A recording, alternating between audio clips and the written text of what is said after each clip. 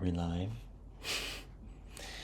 So it was, we're just going to read a little bit today to end the day. It was 28 degrees here this morning, waking up, and I helped a friend of mine and his friend work on his screenplay that he's writing.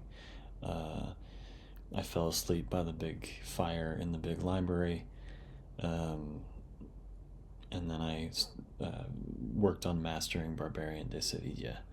And it was so cold that now we have some deluxe hot chocolate from my other cousin in Santa Fe. And we're going to read a little of the Odyssey. The invocation to start is Andra moie nepe musa polutropon. Tell me, Muse, of a man of many ways. And this is when the men think that they can leave Circe's island, and they can, but they are going to have to go to hell to speak to the dead. So ending up there, and then beginning the chapter of the dead. We'll just read for a little bit. This is just for my pleasure.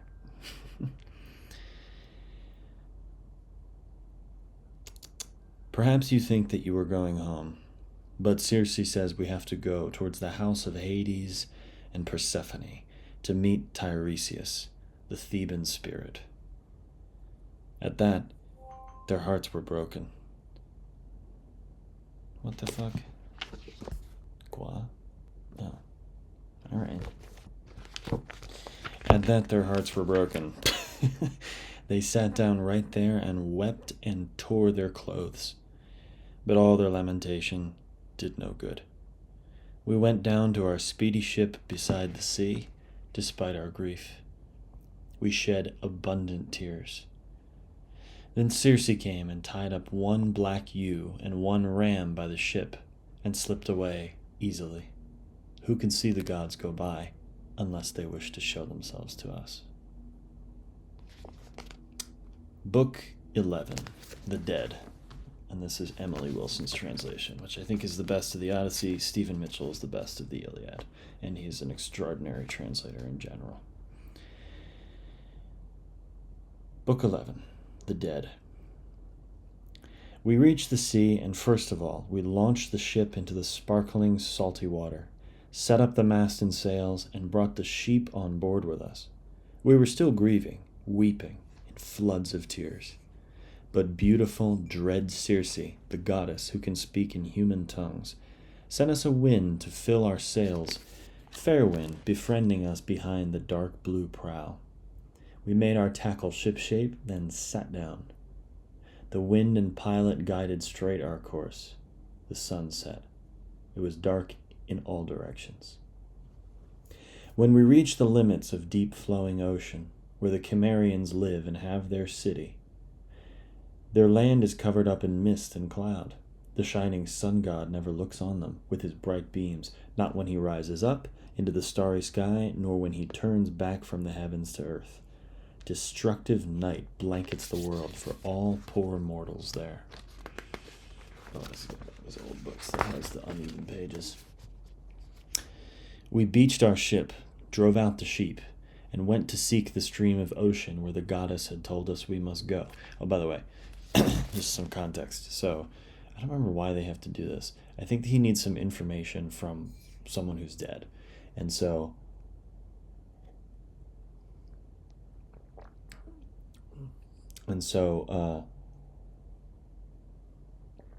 Circe the witch, who's on an island, and she turns all of his men into pigs. But Lord Hermes helps Odysseus not be turned into a pig.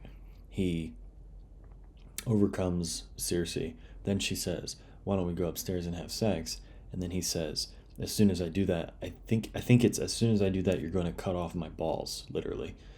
And so he puts his sword to her, and she goes, wow, you must have had help, because everyone falls for that. You must have been helped by Lord Hermes. Tell me what it is you want. And Odysseus says, I want you to turn my men back from being pigs and send us on our way. And so I think that she says this, and then for some reason he needs information, and I don't know why he has to go to the dead to get it, but he has to go to speak to Tiresias, who's dead. And Tiresias is a prophet who can see the future, but he's blind. Okay, so that's why they're going to the dead. And Circe the witch gives Odysseus instructions of how to speak to the dead, which is that he has to take the blood from the cut throats and bodies of 100 sheep and pour all of that blood out, because the dead will come, their souls will come to drink the blood that's been poured out in like these rivers and streams. So it's, Okay, we beached our ship, drove out the sheep, and went to seek the stream of ocean where the goddess had told us we must go. Eurylochus and Permedes made the sacrifice. I drew my sword and dug a hole, a cubit widthways and lengthways, and I poured libations for all the dead. First honey mix, sweet wine, and lastly water. On the top I sprinkled barley and made a solemn vow that if I reached my homeland, I would sacrifice my best young heifer, still uncalved, and pile the altar high with offerings for the dead.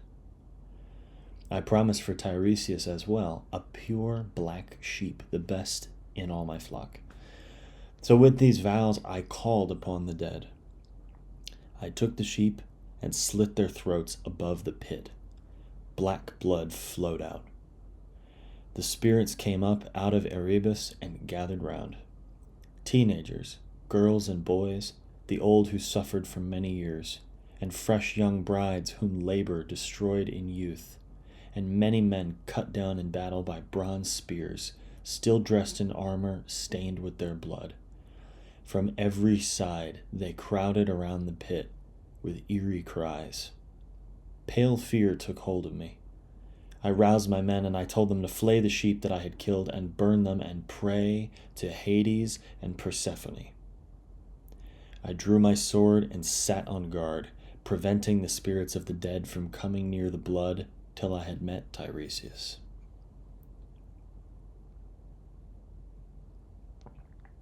First came the spirit of my man Elpenor, who had not yet been buried in the earth.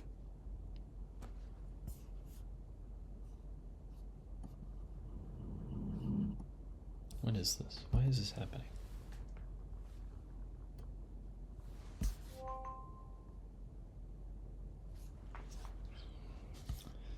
I don't know. You know, do this actually. Charming.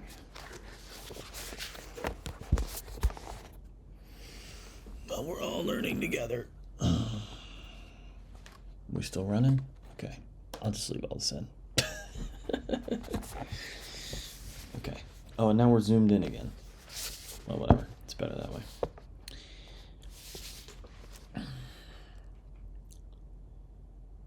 First came the spirit of my man Elpenor, who had not yet been buried in the earth. We left his body in the house of Circe without a funeral or burial. We were too occupied with other things. On sight of him, I wept in pity, saying, Elpenor, how did you come here in darkness? You came on foot more quickly than I sailed. He groaned in answer, Lord Odysseus, you master every circumstance. But I had bad luck from some god, and too much wine befuddled me.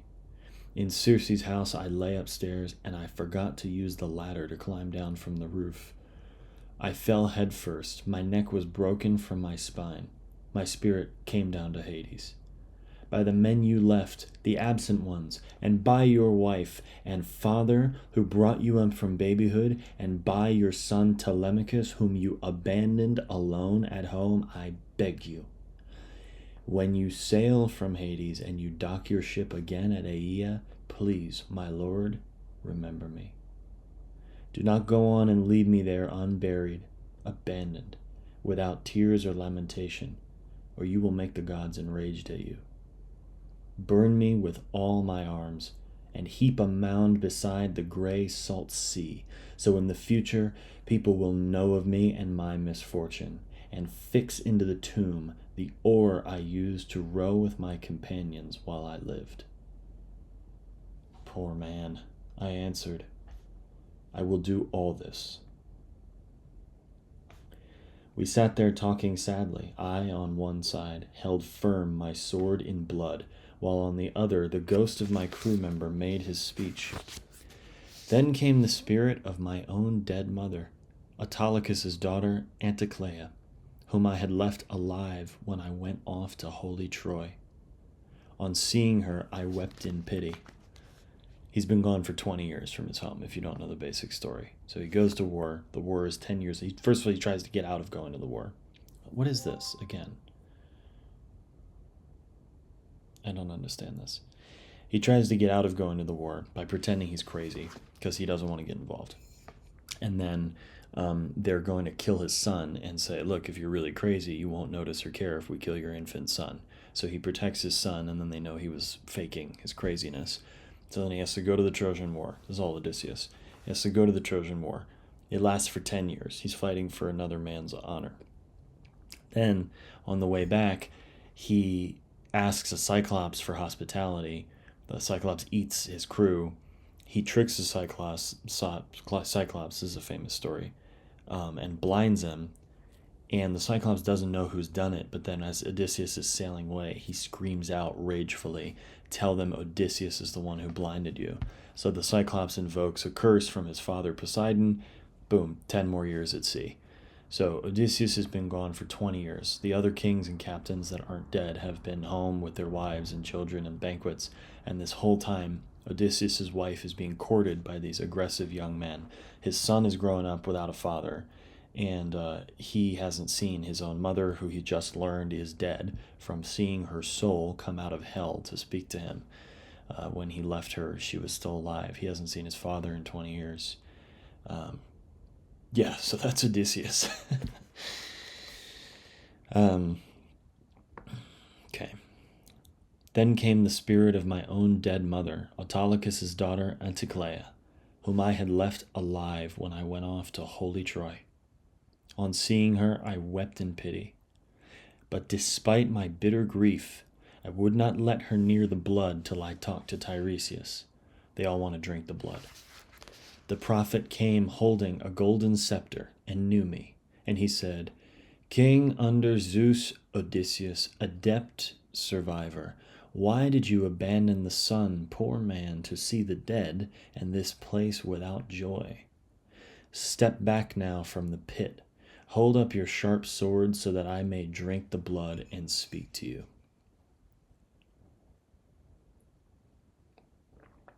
At that, I sheathed my silver-studded sword. When he had drunk the murky blood, the famous prophet spoke.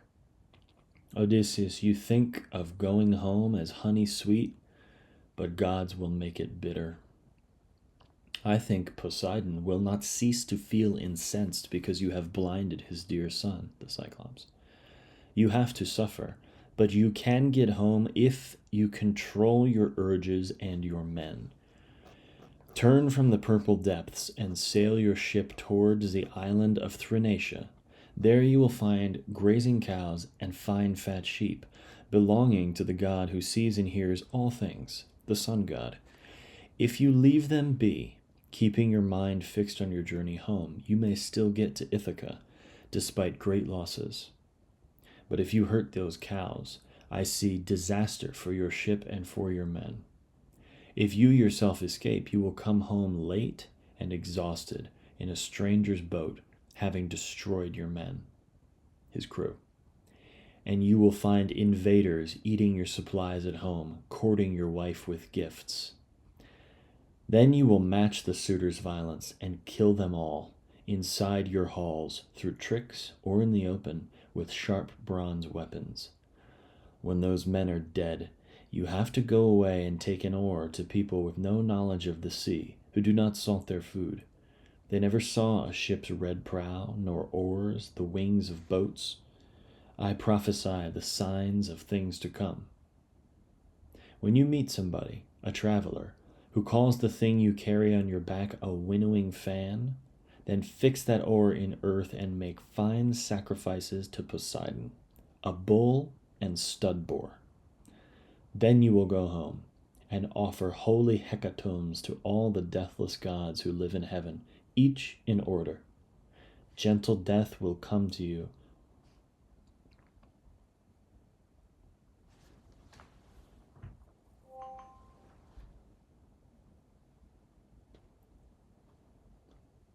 Far from the sea, of comfortable old age, your people flourishing. So it will be. I said, Tiresias, I hope the gods spin out this fate for me, but tell me this and tell the truth. I saw my mother's spirit sitting in silence near the blood, refusing even to talk to me or meet my eyes. My lord, how can I make her recognize that it is me? At once he made his answer. That is an easy matter to explain. Whenever you allow one of these spirits to come here near the blood, it will be able to speak the truth to you. As soon as you push them away, they have to leave again. So you can only speak to them once. Or you have to make fresh sacrifices every time. Fresh cups of blood. With that, Tiresias, the prophet spirit, was finished. He departed to the house of Hades. I stayed rooted there in place until my mother came and drank the blood. She knew me then and spoke in tones of grief. My child, how did you come here through the darkness while you were still alive? This place is hard for living men to see. There are great rivers and dreadful gulfs, including the great ocean, which none can cross on foot. One needs a ship. Have you come wandering here so far from Troy with ship and crew? Have you not yet arrived in Ithaca, nor seen your wife at home? I answered, Mother, I was forced to come to Hades to consult the prophet spirit, Theban Tiresias. I have not yet come near to Greece, nor reached my own home country. I have been lost and wretchedly unhappy since I first followed mighty Agamemnon to Troy, the land of horses, to make war upon the people there. But tell me, how was sad death brought upon you? By long illness? Or did the archer Artemis destroy you with gentle arrows? Tell me, too, about my father and the son I left behind. Are they still honored as the kings? Or has another taken over, saying, I will not return? And tell me, what my wife is thinking, and her plans. Does she stay with our son and focus on his care, or has the best of the Achaeans married her? Achaeans are Greeks. My mother answered, she stays firm. Her heart is strong. She is still in your house, and all her nights are passed in misery and days in tears. But no one has usurped your throne. Telemachus still tends the whole estate unharmed, his son, and feasts in style as lords should do, and he is always asked to council meetings. Your father stays out in the countryside. He will not come to town. He does not sleep on a real bed with blankets and fresh sheets. In winter he sleeps inside by the fire, just lying in the ashes with the slaves. His clothes are rags. In summer and at harvest, the piles of fallen leaves are beds for him. He lies there grieving, full of sorrow, longing for your return. His old age is not easy, and that is why I met my fate and died. The goddess did not shoot me in my home, aiming with gentle arrows, nor did sickness suck all the strength out from my limbs with long and cruel wasting. No, it was missing you, Odysseus, my sunshine, your sharp mind and your kind heart. That took sweet life from me. You know, my mom texted me this morning and said, on this day 30 years ago, I found out that I was going to have the most wonderful son.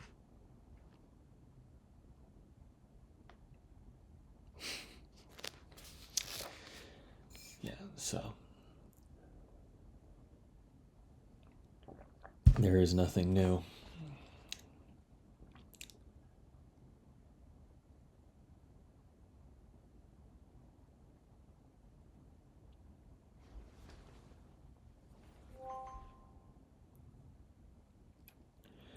Then in my heart I wanted to embrace the spirit of my mother.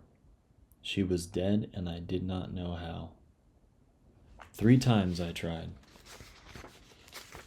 longing to touch her, but 3 times her ghost flew from my arms, like shadows or like dreams. Sharp pain pierced deeper in me as I cried, "No, mother, why do you not stay for me and let me hold you, even here in Hades? Let us wrap loving arms around each other and find a frigid comfort in shared tears. But is this really you, or has the queen sent me a phantom to increase my grief?" She answered, "Oh, my child," and someone's sleeping, so I'm being less dramatic than I would be. She answered, "Oh, my child, you are the most unlucky man alive. Persephone is not deceiving you. This is the rule for mortals when we die. Our muscles cease to hold the flesh and skeleton together. As soon as life departs from our white bones, the force of blazing fire destroys the corpse. The spirit flies away and soon is gone, just like a dream."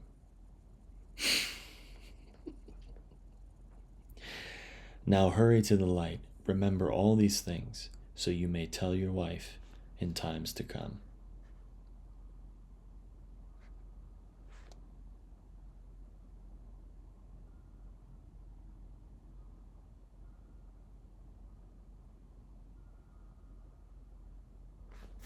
Let me stop there.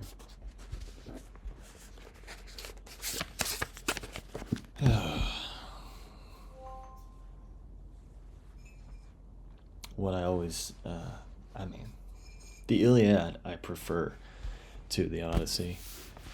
I just think the Odyssey, I don't know why, it just doesn't move me. The Iliad is like literally every third line. I will be in tears literally every third line. It's the most, Wolfgang von Goethe said that it always thrust him into a state of astonishment. And I think Tolstoy called the Iliad a miracle. It's like, yeah, it is. Well, anyway, hope everyone has a good night. Thank you for a little fireside reading. See everybody soon.